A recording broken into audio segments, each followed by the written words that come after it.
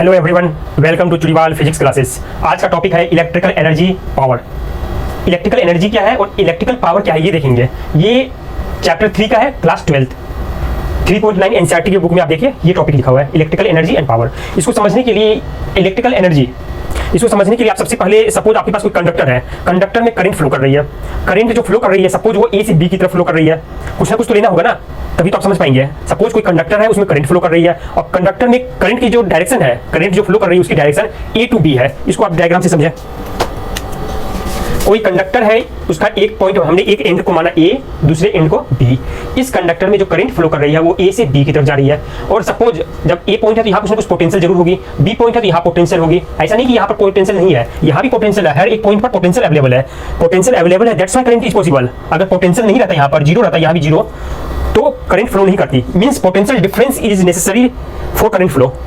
जहां डिफरेंस नहीं है, अगर दोनों एक ही पोटेंशियल पर रहते हैं, ये जितनी यही वैल्यू इतनी यहाँ भी रहती है, तब करंट की फ्लो नहीं होती। यहाँ पर हमने सपोज माना जब डायरेक्शन ए से बी है और पोटेंशियल वी ए और यहाँ पर वी बी। आप ये बताएं कि पोटेंशियल किसकी ज्यादा होगी। ये तो हम बता सकते हैं जब करंट की डायरेक्शन दे रखी है। करंट हमेशा हायर पोटेंशियल से लोअर पोटेंशियल की तरफ जाती है, ये हमेशा ध्यान रखें। करंट हमेशा हायर पोटेंशियल से लोअर पोटेंशियल की तरफ जाती है। तो क्योंकि करंट की डायरेक्शन इलेक्ट्रिक फील्ड की डायरेक्शन में होती है। ये सारी कॉन्सेप्ट आपको सेकंड चैप्टर में देखना था, उसमें आपने देखा है ये कॉन्सेप्ट।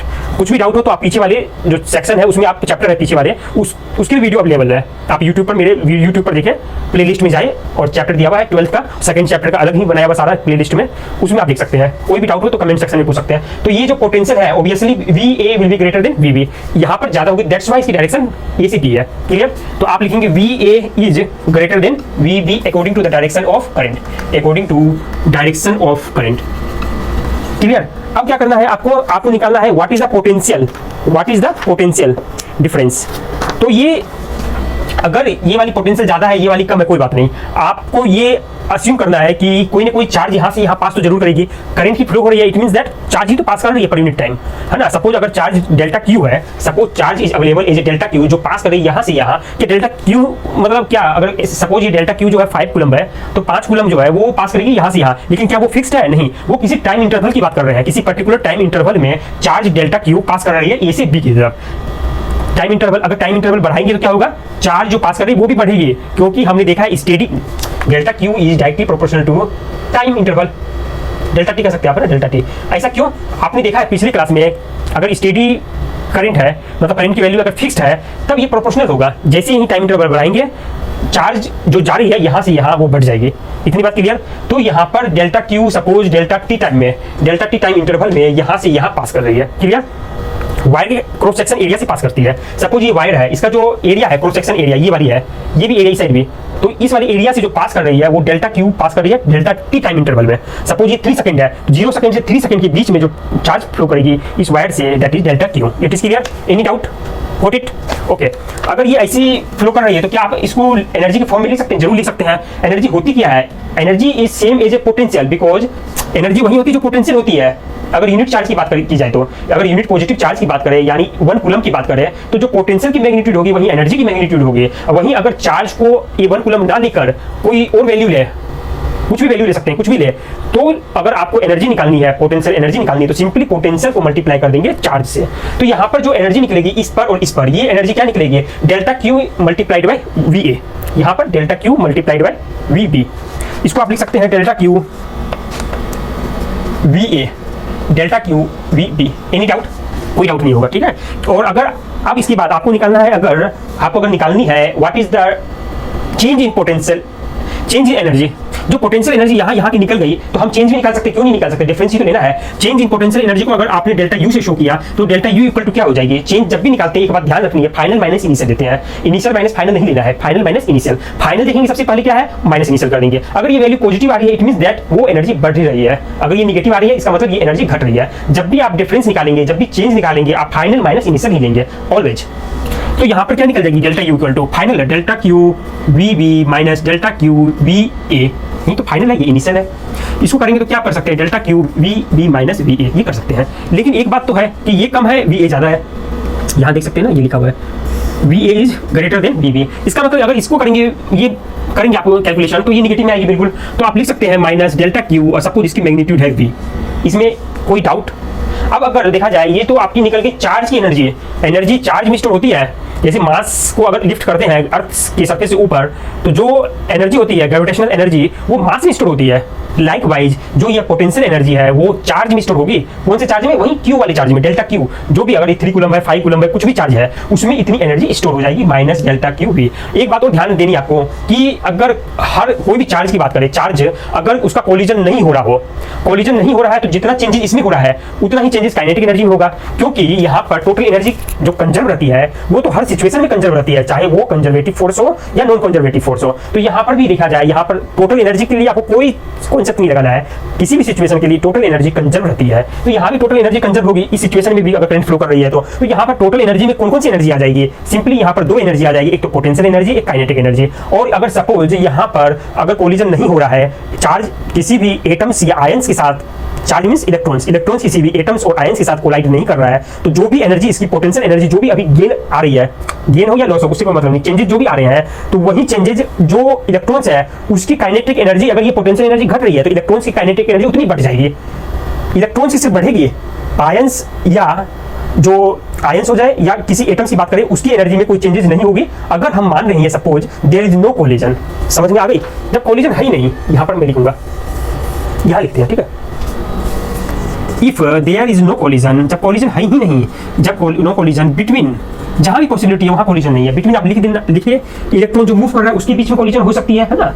अगर कुछ रुका हुआ, ये व्हाइट बोर्ड और ये वॉल, क्या कोलिजन हो रहा है? नहीं, रुका हुआ है, ये स्टैटिक है, रुके हुए चीज में नहीं होता कोलिजन। अगर आप वहीं यहाँ पर गए और यहाँ पर मूविंग है, माई हैंड इज मूविंग, तो यहाँ पर गए तो कोलिजन हो गया। अब इलास्टिक या इलास्टिक वो भी डिपेंड करता है ना।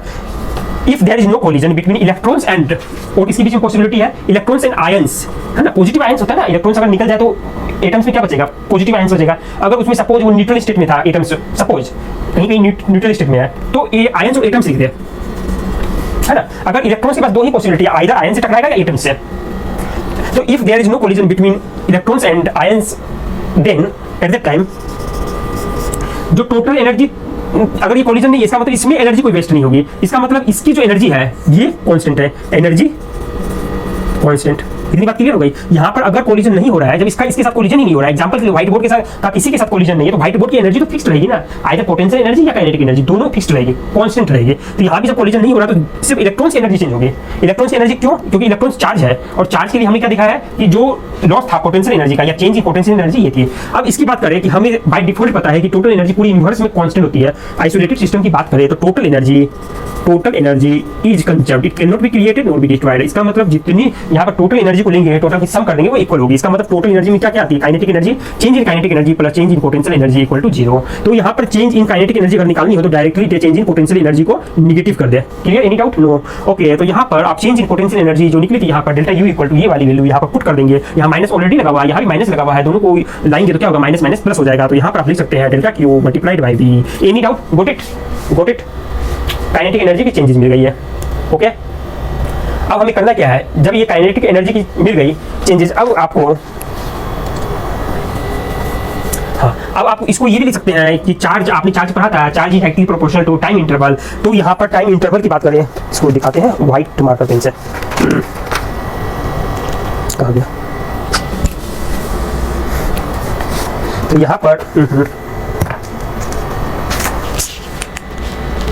पर आप सिंपली ये कर दें, डेल्टा क्यू जो है उसको प्रोपोर्शनल किसकी है? डेल्टा टी मींस टाइम के, टाइम इंटरवल के। और उसके बाद बाकी टर्म, ये प्रोपोर्शनलिटी कौन सी? Q equal to I T होता है ना, तो वही I multiplied by delta T. और वी तो जैसा था इज इट इज, मैंने लिख दिया। यहाँ पर वी को ब्लैक से शो कर रहा हूँ मैं, ये लिख सकते हैं। ये तो काइनेटिक एनर्जी है, चेंज इन काइनेटिक एनर्जी। अब आप देख सकते हैं कि, ठीक है, आप ये देख सकते हैं, इतना क्लियर हो गया?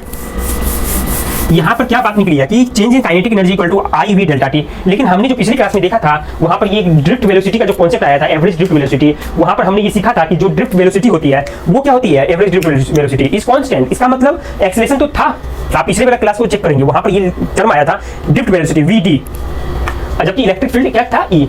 इसका मतलब इलेक्ट्रिक फील्ड अप्लाई कर रहे थे, there will be some acceleration, acceleration होने के बाद भी average drift velocity was constant था। ये मैजिक टर्म था वहां पर, ये मैजिक कॉन्सेप्ट था।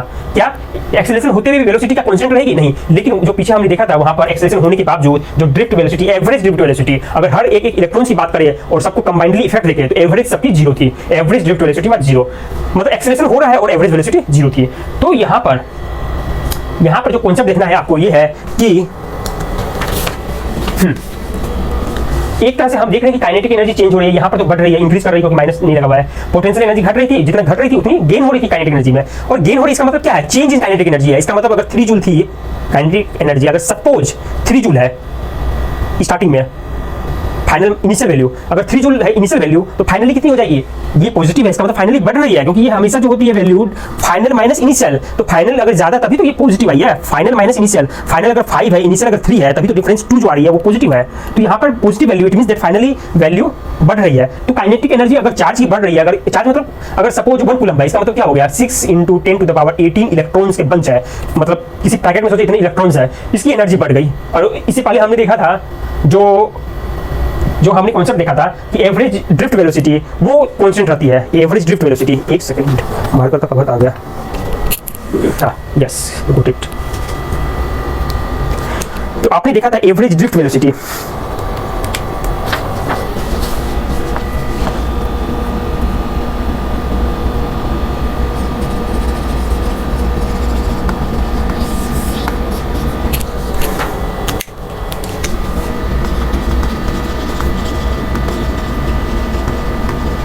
चार्ज कैरियर जो है उसकी स्टेडी ड्रिफ्ट वेलोसिटी थी। चार्ज कैरियर मींस वही इलेक्ट्रॉन, यहाँ पर मेटल की बात कर रहे हैं, कंडक्टर की बात कर रहे हैं, कंडक्टर के केस में इलेक्ट्रॉन्स की बात हो रही है, चार्ज कैरियर क्या हो गई, इलेक्ट्रॉन्स। तो यहाँ पे स्टेडी चार्ज कैरियर की जब हमने पहले देखा था एक्सेलरेशन होने के बावजूद स्टेडी ड्रिफ्ट वेलोसिटी थी। स्टेडी मींस फिक्स्ड वैल्यू थी, जिसका मतलब फिक्स्ड जब थी, फिक्स्ड ड्रिफ्ट वेलोसिटी थी, इसका मतलब एनर्जी में चेंज तो नहीं होनी चाहिए, लेकिन यहाँ पर चेंज हो रही है, यहाँ पर चेंज हो रही है। तो जब एक्चुअल में चेंज नहीं है, 3 जूल थी और बाद में भी 3 जूल रह जाए, जबकि हम यहाँ पर देख रहे हैं 3 से क्या हो रही है 5, 3 से क्या हो रही है 5। इसका मतलब अगर 3 से 3 रहती तब तो हमारा कॉन्सेप्ट ये वाला भी क्लियर हो जाता। तो ये वाली 2 जूल जो है, इसका मतलब इसके पास चार्ज के पास न रहकर वो जो एनर्जी है वो चल जाएगी कोलिजन के केस में। वो क्योंकि हमने जो यहाँ पर कॉन्सेप्ट देखा था चार्ज कैरियर में स्टेडी ड्रिफ्ट वेलोसिटी होती है, यहाँ पर हमने लिया था कॉन्सेप्ट कोलिजन का कि यहाँ पर कोलिजन जरूर हो रहे हैं, कोलिजन होता भी है, लेकिन हमने जो ये ट्राई किया विदाउट कोलिजन माना था कि कोलिजन नहीं हो रहा है। जब कोलिजन नहीं हो रहा है तब गेन हो रहा था, सपोज इतना गेन हो रहा है काइनेटिक एनर्जी में, इसका मतलब वास्तव में कोलिजन होता है। तो जो ये गेन हो रहा है वो गेन नहीं होगा, ये गेन जो है यही एनर्जी लॉस हो जाएगी। ये चेंजेस ही तो है। इसका मतलब अगर 3 जूल है इनिशियल में, फाइनली में कितना आ रहा है 3 joule plus IV delta T, यही तो है क्लियर। यही एनर्जी इनिशियल में थी, इनिशियल में कुछ वैल्यू ऐड हो गई है, वो वैल्यू ऐड ये हुई है, लेकिन हम जानते हैं कि कोलिजन हो रही है, कोलिजन होने के केस में स्टेडी ड्रिफ्ट वेलोसिटी होगी, इसका मतलब एनर्जी कांस्टेंट रहेगी, इसका मतलब 3 की जगह फाइनली भी 3 होनी चाहिए। तो ये वाली एक्स्ट्रा जो एनर्जी है IV डेल्टा टी, ये एज ए हीट डिसिपेट हो जाएगी, एज ए हीट डिसिपेट हो जाएगी, ये IV delta T as heat dissipate हो जाएगी। हीट मतलब गर्म होने लगेगा, वो वायर गर्म होने लगता है। तो ये वाली एनर्जी आती कहाँ से है, ठीक है, इलेक्ट्रॉन कोलाइड कर रहा है, कोलिजन हो रहा है, जो भी प्रोसेस है वो हो गया, एनर्जी आई कहाँ से। हमने जो सेल लगाया था, सेल का मेन मकसद ये था कि हम यूनिफॉर्म इलेक्ट्रिक फील्ड क्रिएट कर रहे थे। क्यों इलेक्ट्रिक फील्ड यूनिफॉर्म इसलिए क्रिएट कर रहे थे, क्योंकि अगर यूनिफॉर्म इलेक्ट्रिक फील्ड नहीं होती तो करंट स्टेडी स्टेट में नहीं आते, करंट की वैल्यू स्टेडी स्टेट नहीं होती, मतलब करंट की वैल्यू कभी 3 एम्पियर, उसके बाद 5 एम्पियर, 6 एम्पियर सपोज मतलब चेंजेस होते हैं। और हम चाह रहे हैं कि स्टेडी इलेक्ट्रिक करंट के लिए हम कॉन्सेप्ट भी देख रहे हैं सारा, ओम्स लॉ भी इसके लिए वैलिड है। तो अगर स्टेडी इलेक्ट्रिक करंट फ्लो करे किसी वायर के थ्रू, तो हमें उसमें सेल लगाना पड़ेगा, कोई बैटरी लगानी पड़ेगी एक्सटर्नली, दैट बाय विच जो इलेक्ट्रिक फील्ड है वो यूनिफॉर्म रहे। तो जो एनर्जी है वो energy is provided by the cell. तो सेल का काम है, जो बैटरी लगाए बाहर से उसका काम है, ये वाली जो हीट, जो energy as a heat dissipate हो रही है, वही एनर्जी सेल प्रोवाइड कर देगी अपनी तरफ से। वायर तो इनएक्टिव चीज है, उसमें एनर्जी कहीं से नहीं आई, उसके पास खुद की एनर्जी नहीं है, उसमें अगर इलेक्ट्रॉन मूव कर रही है तो एक्सटर्नली कुछ ना कुछ उसको एनर्जी मिल रही है, और उस वायर में हीट अगर डिसिपेट हो रही है, वायर गर्म हो रही है, इट मींस दैट वहां कुछ एक्सटर्नली कनेक्टेड है, दैट इज सेल बैटरी, और वहीं उसकी जो एनर्जी है वो इस टर्म में आ जाएगी, इक्वल हो जाएगी। जितनी बैटरी दे पाएगा एनर्जी उतनी ही तो डिसिपेट कर पाएगा। इतनी बात क्लियर। अब आपने पावर का कॉन्सेप्ट भी देखा होगा। पावर होता क्या है, पावर एनर्जी डिसिपेटेड पर unit time is called power. Power भी एनर्जी है पर यूनिट टाइम के लिए। इसका मतलब क्या हुआ कि अगर आप 3 जूल, सपोज 3 जूल एनर्जी आपकी बर्बाद हो गई, वेस्ट हो गई 2 सेकंड में, आपने हर 2 सेकंड में देख रहे हैं टाइम से देखा, हाँ 2 सेकंड हो गई, 3 जूल बर्बाद गई, 3 जूल आपने वेस्ट किया सपोज कोई भी ऑब्जेक्ट को लिफ्ट करने में। तो पावर निकालने के लिए simply power same as energy, अगर पर यूनिट टाइम की बात की जाए, पर यूनिट टाइम में पावर सेम एज एनर्जी। अगर एनर्जी 3 जूल आपने वेस्ट किया 2 सेकंड में, इसका मतलब 1 सेकंड में आपने 1.5 जूल वेस्ट किया, इसका मतलब 1.5 जूल आपने एनर्जी वेस्ट किया 1 सेकंड में, सिंगल सेकंड में। तो जो पावर है वो 1.5 जूल हो गई, जूल पर सेकंड। इसका मतलब एनर्जी और पावर में आपको कॉन्सेप्ट में कभी भी मतलब ये डाउट भी नहीं रहना है, what do you mean by power, ये अलग है एनर्जी से नहीं। पावर भी एनर्जी है, लेकिन वही पावर एक ऐसी एनर्जी है जो हर सेकंड की बात बताती है, हर पर यूनिट टाइम के लिए कितनी एनर्जी है, दैट इज कॉल्ड पावर।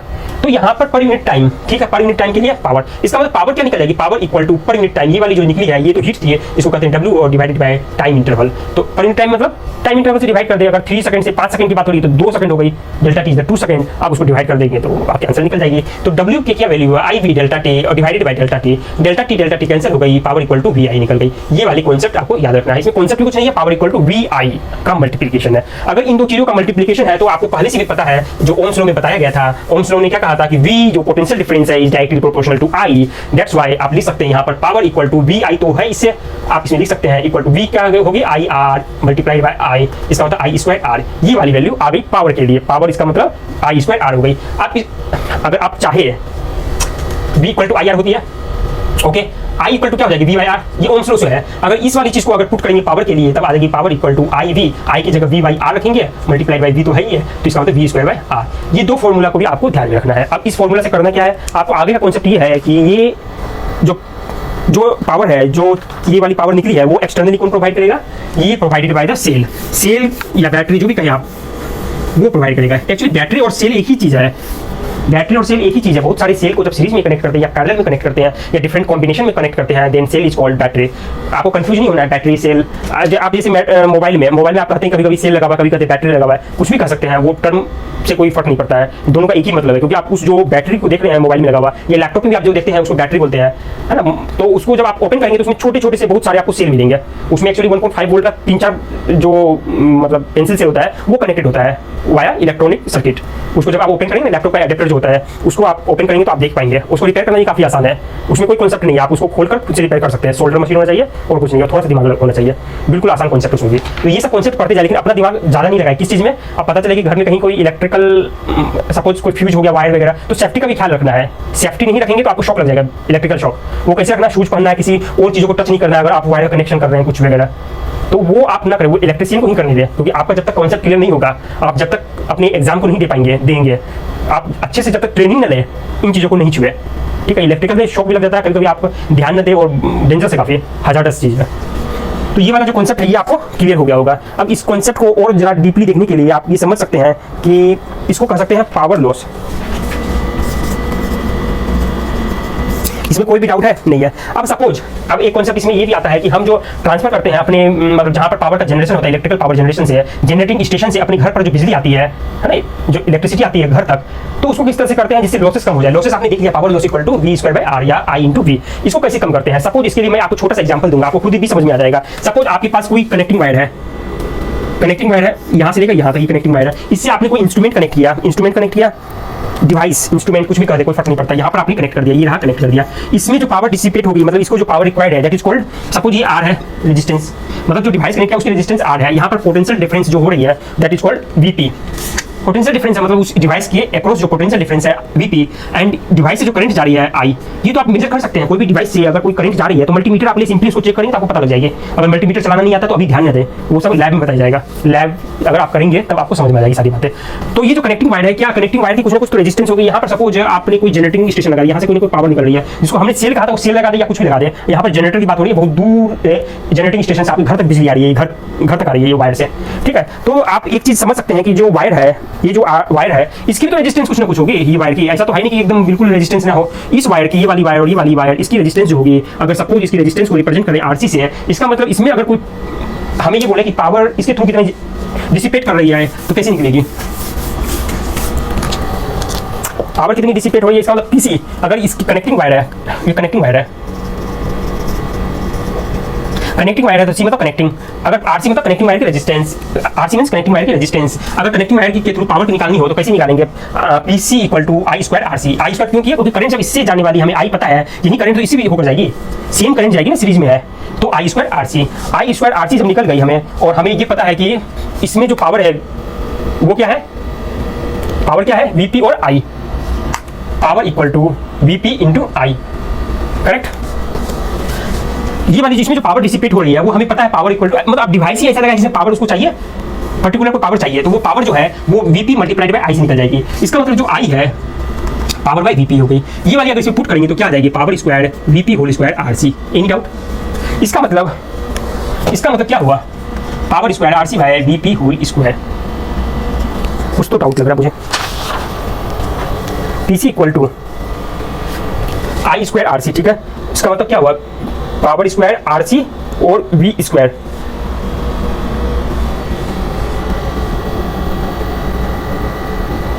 अच्छा, यहाँ पर वोल्टेज, यहाँ पर बुक में जो लिखा हुआ है वो वी लिया गया है, वीपी नहीं वी लिया गया है, इसलिए मैंने देखा तो वहाँ कुछ अलग लिखा हुआ था। कुछ भी ले सकते हैं, वीपी लिए तो ये ऐसा नहीं है कि गलत है, वीपी ले सकते हैं, कुछ भी ले सकते हैं। अगर यहाँ पर शो किया हुआ लिखा हुआ वी से है तो वी मैंने भी ले लिया। अगर वीपी लेंगे तो उससे भी कोई फर्क नहीं पड़ता है। तो ये वाली वैल्यू आ गई P equal to P square R C divided by V square, ये वाली वैल्यू आ गई। और आप जानते हैं एक चीज और, आपको आगे और भी देखना है, ये वाली वोल्टेज इक्वल होगी इसी वाली वोल्टेज के, क्योंकि यहाँ पर होगी या नहीं होगी, नहीं होगी, क्योंकि यहाँ पर रेजिस्टेंस है।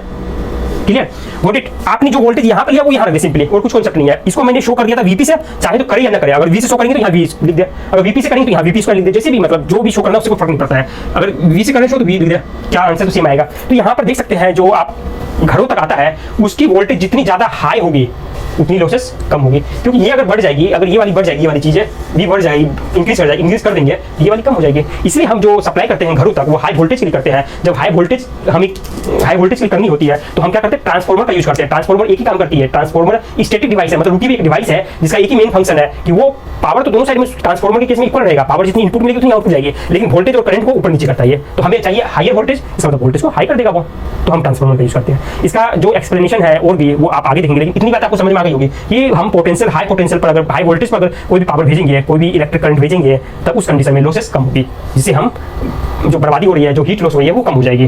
तो हमारा पर्पस भी सोल्व हो गया और हीट लॉस हम चाहते भी, दैट इज अनडिजायरेबल, है ना। इस तरह से एफिशिएंसी हम बढ़ा देते हैं। That was the all for today this classes. तो ये चैप्टर खत्म हुआ, मतलब ये वाला topic electrical energy and power. आप लोग रिवाइज करें, कोई भी डाउट हो तो मुझसे पूछे और मेरे चैनल को जरूर सब्सक्राइब करें। Thank you.